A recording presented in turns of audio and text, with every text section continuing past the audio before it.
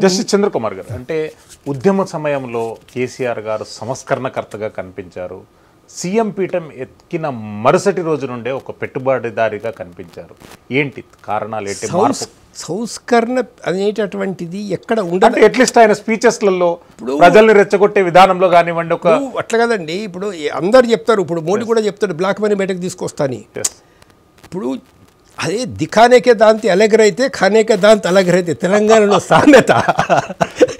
తెలంగాణ సామెత ఏంటంటే చూపించే పళ్ళు వేరే ఉంటాయి, తినే పళ్ళు వేరే ఉంటాయి. ఇక్కడ ఏంటంటే మనిషి యొక్క నిజ స్వరూపంతో కనుక బయటకు వస్తే మనకి ఇబ్బంది ఏముందండి?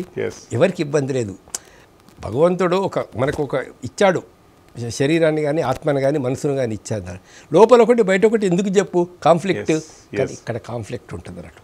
కాబట్టి ఏతుందో సంస్కరణలు అని చెప్పినా, లేకపోతే కేజీ టు పీజీ ఉచిత విద్య అని చెప్పినా, లేకపోతే ఇంకొకటి చెప్పినా జస్టిస్ చంద్రకుమార్ గారు అంటే తెలంగాణ ప్రభుత్వం 10 సంవత్సరాలలో ఇన్ఫ్రాస్ట్రక్చర్ వాల్యూ డెవలప్ చేశాము, చాలా వరకు డెవలప్మెంట్ అనేది అర్బన్ ఏరియాస్లలో చూపెట్టామని చెప్పి వాళ్ళు చెప్పుకుంటున్నారు.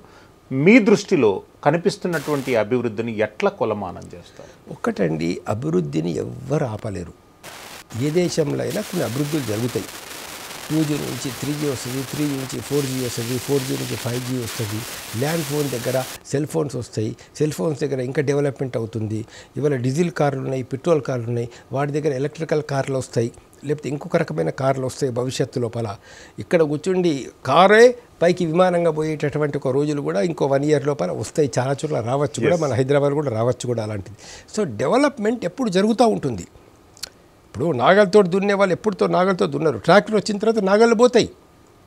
కొడవలతో మనం పంట కోసేటటువంటి వాళ్ళు ఇవాళ కోత మిషన్లు వచ్చిన తర్వాత పోతుంది.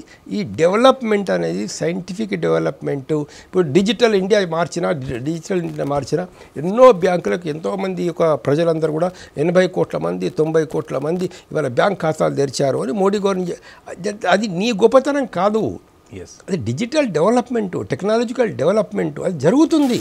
దాన్ని ఎవరు ఆపలేరు. దానిలో ఈ డెవలప్మెంట్ అయితే ఇప్పుడు సమాజంలో జరుగుతున్నదో, ఇప్పుడు రకరకాల ఇండస్ట్రీస్ వచ్చినాయి, సాఫ్ట్వేర్ కంపెనీస్ వచ్చినాయి, దానికి అనుకూలంగా మెట్రో రావాల్సిందే, దానికి అనుకూలంగా అవుతుందో వేరే ట్రాన్స్పోర్ట్ ఫెసిలిటీస్ పెరగాల్సిందే, క్యాబులు రావాల్సిందే, ఫ్లైఓవర్స్ కట్టాల్సిందే. దిస్ డెవలప్మెంట్ ఈజ్ ఒక సమాజం ఒక దిశగా పోయేటప్పుడు జరుగుతూ ఉంటుంది. కానీ అందులో కూడా ఏమవుతుంటుందో, అందులో కూడా డెవలప్మెంట్గా చెయ్యకుండా ప్రతి డెవలప్మెంట్లో మాకేంటి అనేటటువంటి మా షేర్ ఏంటిది, మా కమిషన్ ఏంటిది అనే దగ్గరే ఇబ్బంది వస్తుంది.